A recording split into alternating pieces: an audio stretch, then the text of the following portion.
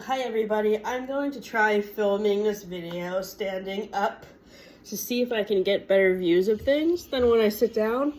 So today I'm going to be doing a reading updates video. Today is October 24th and it is 2:30 p.m. I recently went to the library to pick some more books up, and I wanted to share with you what I'm reading at the moment. The first book is called The Haunting of Velkwood by Gwendolyn Christie. I am on chapter 9. So I have read 131 pages. I'm enjoying so far. It's very atmospheric. This book is about the Velkwood vicinity is the topic of occult, theorists, tabloid, one-hour documentaries, and even some pseudo-scientific investigators as the block of homes disappeared behind a near impenetrable veil. Only 3 survivors could enter, and only one has in the past 20 years until now.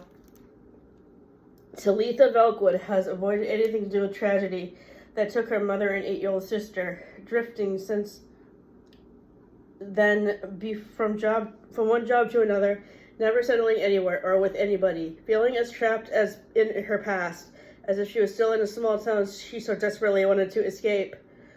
When a new researcher tracks her down and offers to pay for her to go back to enter the vicinity, Talitha claims she's just doing it for the money. Despite all the crackpot theories over the years, nobody has discovered what happened that night. Talitha and her estranged former best friends, Brett and Grace, escaped their homes 20 years ago. Will she finally get the answers, or is just another dead end? So I really like where this plot is heading and how the mystery plot is developing.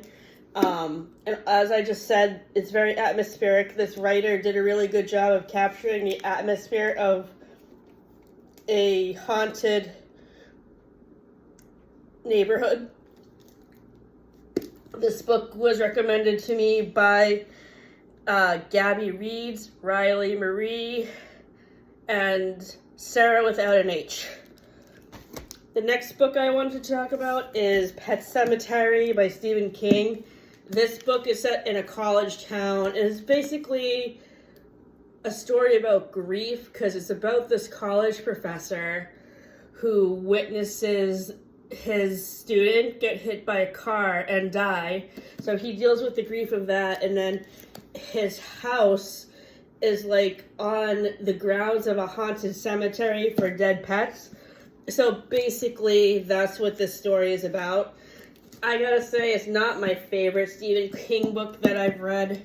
It will probably be in the ranking on my Stephen King books ranking list as Kind's Wishes, Warmest Regards with Carrie and The Shining.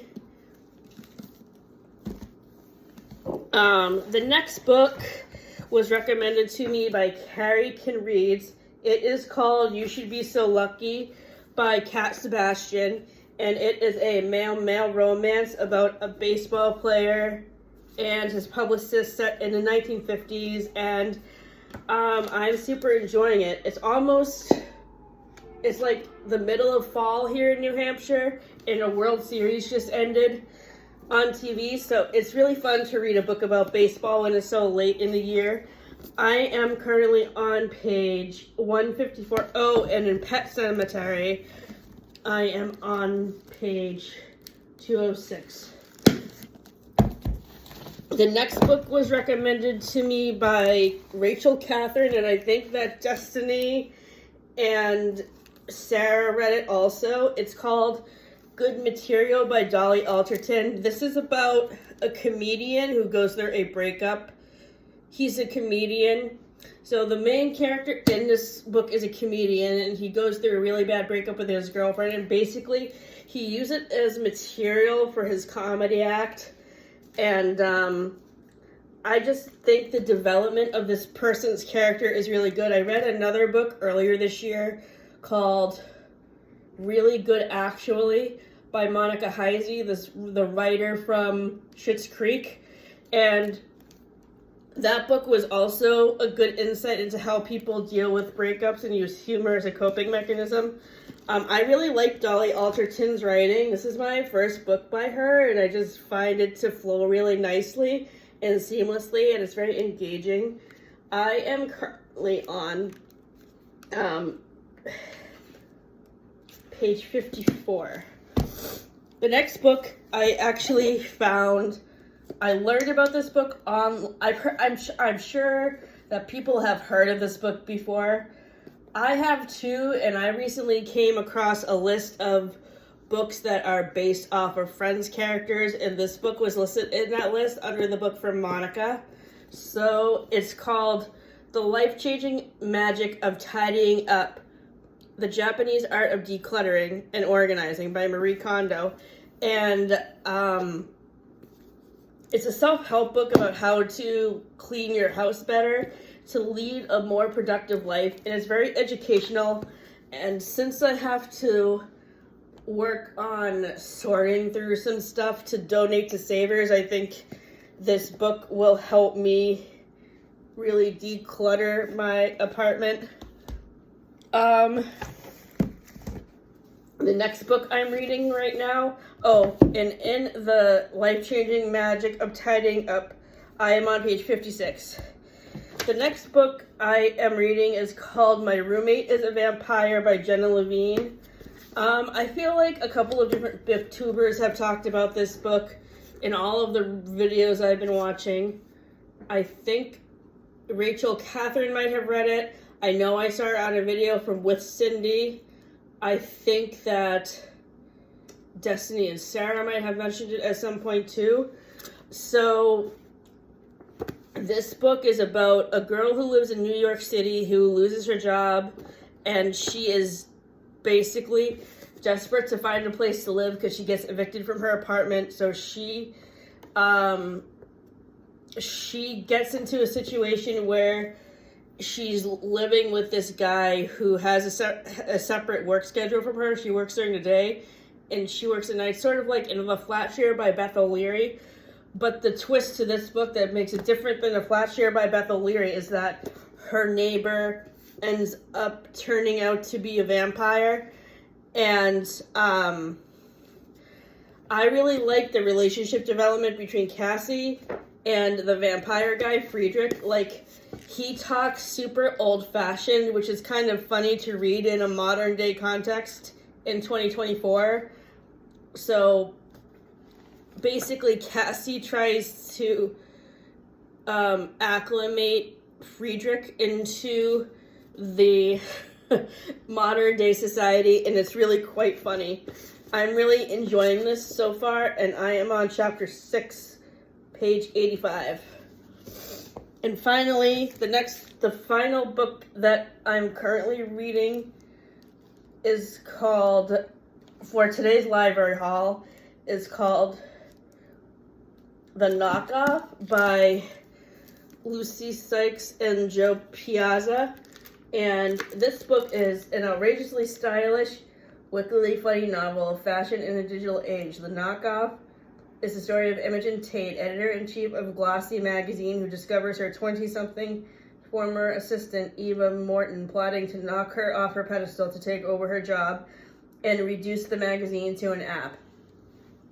When Imogen returns to work at Glossy after 6 months away, she can barely recognize her own magazine. Eve, fresh out of Harvard Business School, has fired the gray hairs, put the managing editor in a supply closet, stopped using landlines, and hired a bevy of manicured, questionably attired underlings who text and tweet their way through meetings. Imogen, darling of the fashion world, may have Alexandra Wang and Diane von Furstenberg on speed dial, but she can't tell Facebook from Foursquare, and once got her iPhone stuck in Japanese for 2 days. Under Eve's reign, Glory, once famous for its lavish 768-page September issue, is rapidly becoming a digital sweatshop. Hackathons rage all night. Girls who sleep get fired, and fun means mandatory company-wide coordinated dances to Beyonce. Wildly out of her depth, Imogen faces a choice: pack up her Smithson notebooks and quit, or channel her inner geek and take on Eve to save both the magazine and her career. A glittering, uproarious, sharply drawn story of style innovators and cheap imitations. The knockoff is an insider's look at the ever-changing world of fashion in a fabulous romp for our internet-addicted age. So this book was on that list online that I found about books that describe the Friends characters, and this was listed in that list for Rachel. And I feel like if Friends was still on today, this book would definitely describe Rachel. And I feel like she would not be as uptight as Imogen is in wanting to make changes in the company, and that she would really embrace the digital age of Facebook and Instagram and stuff like that, because I mean, I follow Jennifer Aniston on Instagram, and I always see posts from her of her advertising stuff for her fitness thing that she does. I forget what it's called. And also for Lola V, which is her hair care line that I am a consumer of and I love. So if Jennifer Aniston is watching this video, you should read this book because it's really good. And I doubt you're watching this video, but if you are, please read it. Because it is the perfect description of Rachel Green. So, I am also in the middle of reading my book club books for the book clubs that I am in a print bookstore. This month, for Reading the Rainbow, we are reading In the Dream House by Carmen Maria Machado, which I read at the beginning of September and loved. So I can't wait to annotate it and highlight all of my favorite lines and descriptions. And the other book that we're reading is called, let me just look up the title on Goodreads, just a second.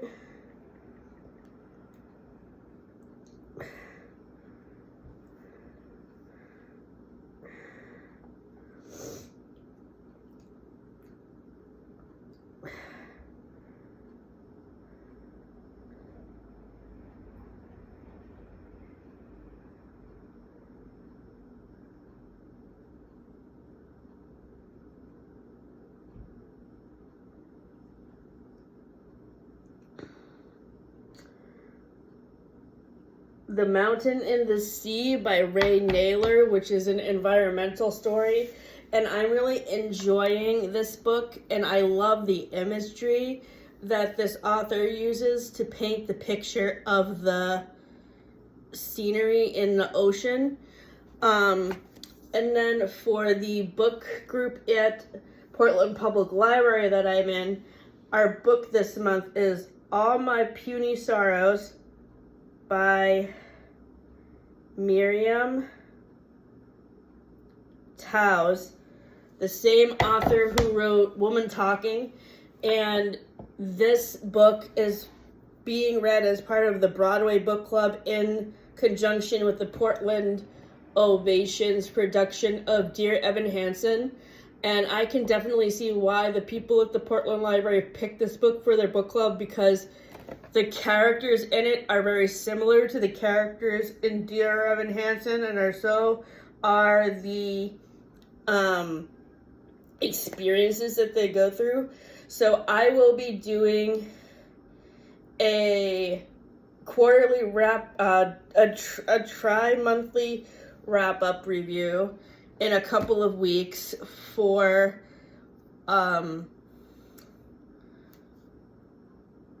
August, September, and October. And in that video, I will be talking about these books and the book club books that I'm reading, and also several other books that I have read over the past couple of months, because it's, as I said, a tri-monthly wrap-up, because with my TBRs, what tends to happen is that they carry into the next month, because I'm still reading a lot of the books from the previous month's TBR. Like, for example, one TBR list that has carried over into the past couple of months was my July TBR, which was recommendations from Riley Marie and Sarah without an H, which is where I got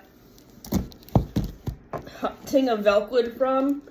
And other books that I'm going to be reading soon that they recommended are Graveyard Shift by Emma Rio and Gone to See the Riverman, and hang on, let me get my list.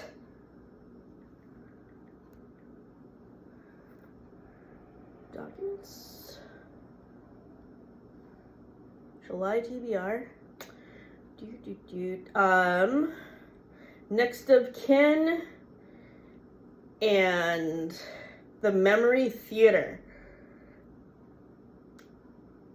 So I am very excited to report back on what I think of those books, and also my wrap up of I'm going to be reshooting my thriller horror dark academia tier list video that I did at the end of last month, because post-production I realized that several books that I have read were left off the list, so I need to redo the video again.